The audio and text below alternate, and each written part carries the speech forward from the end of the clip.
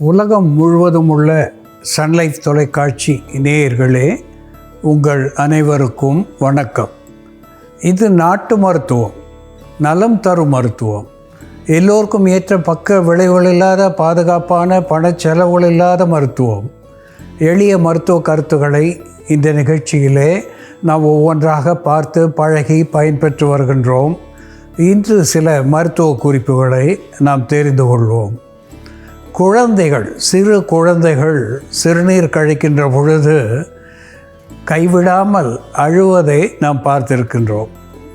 சிறுநீர் தாரையிலே ஏற்படுகின்ற எரிச்சலோ வலியோ, சிறுநீரகத்திலே தேங்கி இருக்கின்ற நீர் வெளிவராமல் இருக்கக்கூடிய அடைப்போ இதற்கு ஒரு காரணமாக அமைகிறது.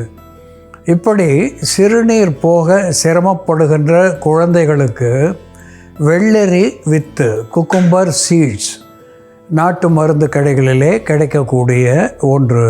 இந்த வெள்ளரி வித்தை வாங்கி இளநீர் விட்டு மைய அரைத்து விழுதாக்கி இந்த குழந்தைகளுடைய தொப்புளின் சுற்றி சிறிது பற்றாக போட்டுவிட்டு அடி வயிற்றிலேயும் சிறிது பற்றாக போட்டு சில மணித்துளிகளிலே, குறிப்பாக 10 நிமிடங்களிலே இந்த சிறுநீர் என்பது வெகு தாராளமாக எரிச்சலின்றி, வலியின்றி, உஷ்ணமின்றி வெளியிலே இறங்கி வரும் என்பதை இங்கே சுட்டிக்காட்ட விரும்புகின்றேன். இதனாலே குழந்தைகள் அழுவதை நிறுத்தி கொள்ளும், வலியும் விலகி போகும் என்பதை சுட்டிக்காட்ட விரும்புகின்றேன். அன்பான நேயர்களே, சிசஸ் குவாட்ராங்குலாரிஸ் என்று தாவர பெயராலே சுட்டப்பெறுவது பிரண்டை. 4 பட்டைகளை உடைய ஒரு கொடியாக சாலை ஓரங்களிலே, வேலிகளிலே பின்னி பிணைந்து கிடைக்கக்கூடிய ஒன்று பிரண்டை. இந்த பிரண்டையை எடுத்து கணுக்களை நீக்கிவிட்டு தோலை சீவிவிட்டு அதை அடிக்கடி நாம் துவையலாக தாளிதம் செய்து உணவோடு சேர்த்து கொள்ளுகின்ற பொழுது கற்களை கரைக்கக்கூடிய ஆன்டிலித்திக் என்கின்ற மருத்துவ குணத்தை பிரண்டை நமக்கு தருகிறது. இதனாலே த கால் பிளாடர் ஸ்டோன் என்று சொல்லக்கூடிய பித்தப்பை கற்கள், கிட்னி ஸ்டோன் என்று சொல்லக்கூடிய சிறுநீரக கற்கள், இவற்றையெல்லாம் கரைத்து வெளித்தள்ளக்கூடிய ஒன்றாக விளங்குவது மட்டுமல்லாமல் பிரண்டையிலே இருக்கின்ற கால்சியம், பொட்டாசியம், மெக்னீசியம் போன்ற சத்துவங்கள் எலும்புகளுக்கும் பற்களுக்கும் பலம் தரக்கூடியதாகவும் விளங்குகிறது என்பது உண்மை.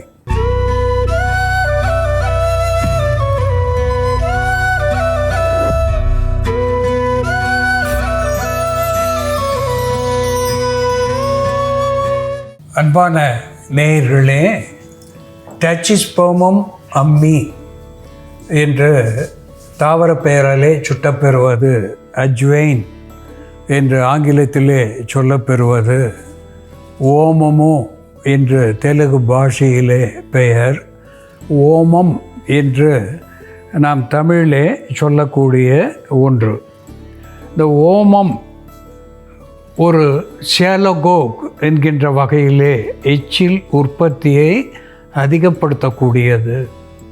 ஒரு கார்பனேட்டிவ் என்கின்ற வகையிலே அகட்டு வாயு அகற்றியாக இருந்து இது செரிமான சீர்கேடுகளை போக்கக்கூடியதாக விளங்குகிறது. ஒரு டானிக் என்கின்ற வகையிலே உடலுக்கு உரமூட்டியாக திகழ்கிறது.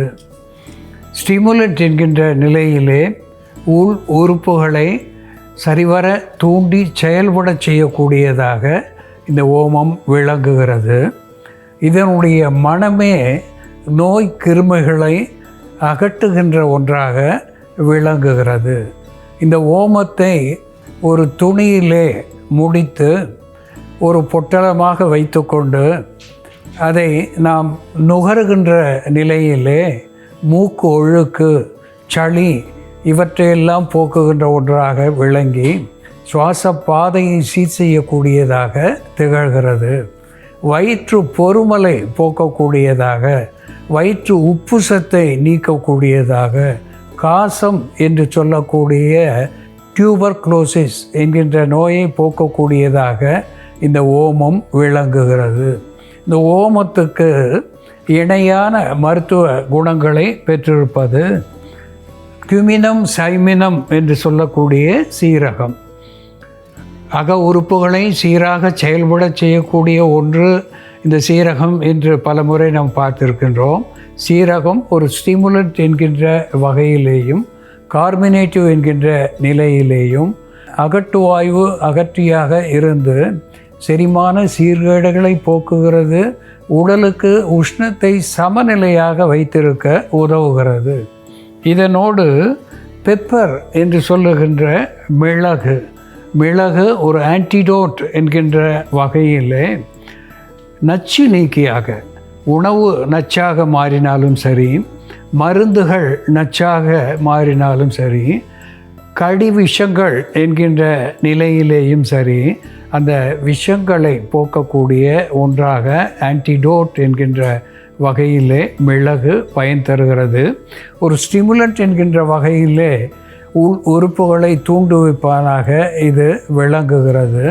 உடலுக்கு உஷ்ணத்தை தரக்கூடியதாக இருந்து சீதளம், வாயு இவற்றை போக்கக்கூடிய ஒன்றாக மிளகு விளங்குகிறது. இந்த ஓமம், சீரகம், மிளகு, அதனோடு ஜிஞ்சிவர் அஃபிஷினேல் என்று சொல்லக்கூடிய சுக்கு, இந்த சுக்கு தனிப்பட்ட முறையிலே ஒரு அற்புதமான மருந்தாகி பல்வேறு நோய்களை, வாத பித்த சிலேத்தும நோய்களை போக்கக்கூடியதாக விளங்குகிறது. ஆன்டிஸ்பாஸ்மோடிக் என்கின்ற வகையிலே கடுமையான வலி, விட்டு விட்டு வருகின்ற வலியை போக்கக்கூடியதாக விளங்குகிறது. ஆர்த்ரிட்டிஸ் என்று சொல்லக்கூடிய மூட்டு வலி முதல் வயிற்று வலி என்று சொல்லக்கூடிய ஸ்டொமாச்சிக் என்கின்ற பிரச்சனை வரையிலே இந்த சுக்கு மருந்தாகிறது என்பதை மறுத்தல் ஆகாது. அன்பான நேயர்களே, இந்த ஓமம், சீரகம், மிளகு, சுக்கு இவை நான்கும் சேர்ந்து எப்படி மருந்தாகிறது என்று செயல்முறையிலே பார்ப்போம். வாருங்கள் நேயர்களே, நாம் இன்னைக்கு நமக்கு எளிமையாக கிடைக்கக்கூடிய பொருட்களை பயன்படுத்தி வயிறு உப்புசம், வாயு தொல்லை, வாயுனால் ஏற்படக்கூடிய தசைப்பிடிப்பு, வலி போன்ற பிரச்சனைகளை சரி செய்யக்கூடிய ஒரு எளிமையான மருந்து தயார் பண்ணலாம்.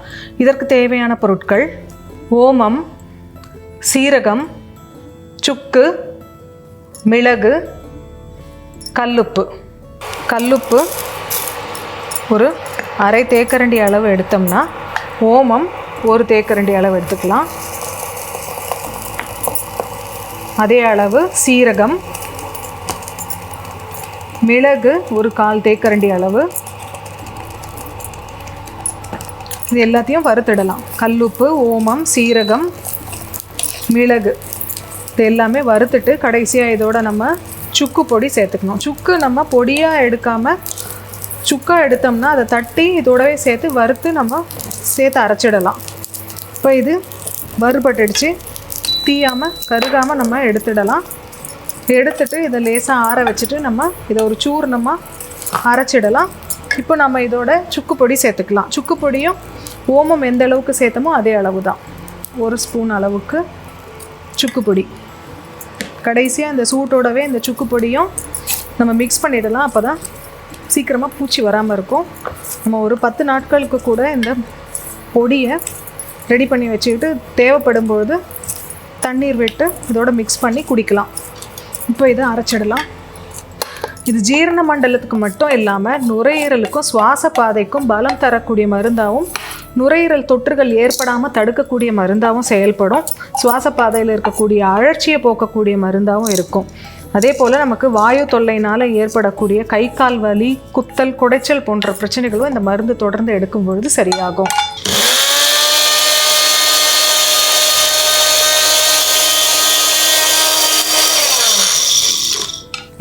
ஒரு பாத்திரத்தில் நம்ம தண்ணி சூடு பண்ணிக்கலாம். கொதிக்க வைக்க வேண்டாம், அது வெதுவெதுப்பான சூடோடு இருந்தால் போதும். இப்போ நம்ம அரைச்சி வச்சுருக்க இந்த சூர்ணத்தை எடுத்து நம்ம ஸ்டோர் பண்ணி வச்சுக்கலாம். தேவையான பொழுது நம்ம இதை வெந்நீரோட மிக்ஸ் பண்ணி குடிக்கலாம். இப்போது தண்ணி சூடாயிடுச்சு. இந்த பொடி எடுத்து தண்ணியில் மிக்ஸ் பண்ணிடலாம். ஒரு 1/4 தேக்கரண்டி அளவு இந்த பொடி சேர்த்தோம்னா போதும். 100 ml அளவுக்கு தண்ணீர் எடுத்துக்கிட்டு அதில் 1/4 தேக்கரண்டி அளவு இந்த பொடி சேர்த்து இதை அப்படியே குடிக்கலாம், வடிகட்டணும்னு அவசியம் இல்லை. நெஞ்செரிச்சல், வயிறு புண் போன்ற பிரச்சனை இருக்கிறவங்க இதை வடிகட்டிட்டு எடுத்துக்கலாம். தினமும் உணவுக்கு பின் இது போல் நம்ம எடுத்துகிட்டு வரும் பொழுது வயிற்று பொறுமல், வயிறு உப்புசம் போன்ற பிரச்சனைகள் வராமல் தடுக்கக்கூடிய மருந்தாகவும் இதை பயன்படுத்தலாம். ஓமம், மிளகு, சீரகம், சுக்கு மற்றும் கல்லுப்பு இவை அனைத்தையும் வறுத்து பொடி பண்ணி வச்சுக்கிட்டு அந்த பொடியை நம்ம வெந்நீரில் மிக்ஸ் பண்ணிவிட்டு ஒரு 1/4 தேக்கரண்டி அளவு 100 ml அளவுக்கு வெந்நீரோடு மிக்ஸ் பண்ணி தினமும் உணவுக்கு பின் ஒரு வேளையோ அல்லது 2 வேளையோ தொடர்ந்து பருகிட்டு வரும் பொழுது நமக்கு உணவு செரிமானம் சீராக இருக்கக்கூடிய மருந்தாகவும், அதே போல் வாயு தொல்லையை தடுக்கக்கூடிய மருந்தாகவும், வாயு அதிகரிப்பால் ஏற்படக்கூடிய வயிறு உப்புசம், நெஞ்சு பிடிப்பு போன்ற பிரச்சனைகளை சரி செய்யக்கூடிய மருந்தாகவும் இது செயல்படும். அன்பான நேயர்களே, ஓமம், அதனோடு சீரகம், மிளகு, சுக்கு இவை நான்கினோடு உப்பு, காமன் சால்ட் என்று நாம் சாப்பாட்டுக்காக பயன்படுத்துகின்ற உப்பு. இந்த உப்பு தனிப்பட்ட முறையிலேயே ஒரு டைஜஸ்டிவ் என்கின்ற மருத்துவ குணத்தை பெற்றிருக்கிறது. அப்பிடைசர் என்கின்ற வகையிலே பசியை தூண்டக்கூடியதாக திகழ்கிறது. சியாலகோக் என்கின்ற வகையிலே எச்சில் சுரப்பியாக இந்த உப்பு நமக்கு சுவைக்காக மட்டுமல்லாமல் செரிமான சீர்கேடுகளை போக்குகின்ற மருந்தாகவும் பயன் தருகிறது. இந்த ஓமம், சீரகம், சுக்கு, மிளகு இவை நான்கும் சேர்ந்து அசீரணம் என்று சொல்லக்கூடிய மந்தம், வயிற்றுப்போக்கு, மந்த பேதி, செரிமானம் ஆகாத நிலை, லாஸ் ஆஃப் அப்பிடைட் என்று சொல்லுகின்ற பசி இன்மை, இப்படிப்பட்ட நிலையிலேயும் வயிற்று பொறுமல், வயிற்று உப்புசம், வாயு சேர்ந்து ஏற்படுகின்ற தொல்லைகள் இவற்றை போக்கக்கூடிய ஒன்றாகவும் இந்த தீநீர் நமக்கு பயன் தருகிறது. இது செரிமான சீர்கேடுகளை மட்டும் போக்குவது மட்டுமல்லாமல் முத்தோஷ சமனியாக வாத, பித்த, சிலேத்துமம் என்ற 3 காரணிகளாலே வருகின்ற நோய்கள் அத்துணைக்கும் மருந்தாகி இது சமநிலையிலே நம்மை வைத்திருக்க பயன் தருகிறது. உள் உறுப்புகள் அத்துணைக்கும் ஒரு ஸ்டிமுலண்ட் என்கின்ற வகையிலே தூண்டி ஒழுங்காக செயல்பட செய்து ஆரோக்கியத்தை அதிகரித்து ஆயுளையும் அதிகரிக்கக்கூடிய ஒன்றாக விளங்குகிறது. இந்த ஓமத்தை மட்டும் ஓம வாட்டர் என்று டாம் என்கின்ற ஒரு பெயரிலே முன்பு விற்பார்கள். சாதாரண பெட்டி கடைகளிலே கூட அதை வாங்கி குடிப்பதனாலே பேதியை நிறைய பேர் நிறுத்தியிருக்கிறார்கள். இப்படிப்பட்ட ஒரு மருந்தாக இந்த ஓமம் விளங்குகிறது. குருதியை சுத்திகரிக்கிறது, நோய் வாராமல் தடுக்கிறது. ஒரு ஆன்டிவைரல் என்கின்ற வகையிலே இதனுடைய வாடையே பல்வேறு நுண்கிருமிகளை போக்கக்கூடியதாக விளங்கி ஆரோக்கியத்தை தருகிறது. அன்பான நேயர்களே, ஓமம், சீரகம், மிளகு, சுக்கு அதனோடு சுவைக்கான உப்பு சேர்ந்த இந்த பானத்தை அந்தி சந்தி என்று 2 வேளை பருகி வருகின்ற நிலையிலே வயிற்று கோளாறுகள் அத்துணைக்கும் விடை தரக்கூடிய ஒன்றாக இது விளங்கும் என்பதை சுட்டிக்காட்ட விரும்புகின்றேன். அன்பான நேயர்களே, ஓமம் எப்படி மருந்தாகிறது என்று நாம் பார்த்து தெரிந்து கொண்டோம். இதுபோல வேறு ஒரு மருத்துவ குறிப்போடு நாம் மீண்டும் சந்திப்போம். நன்றி, வணக்கம்.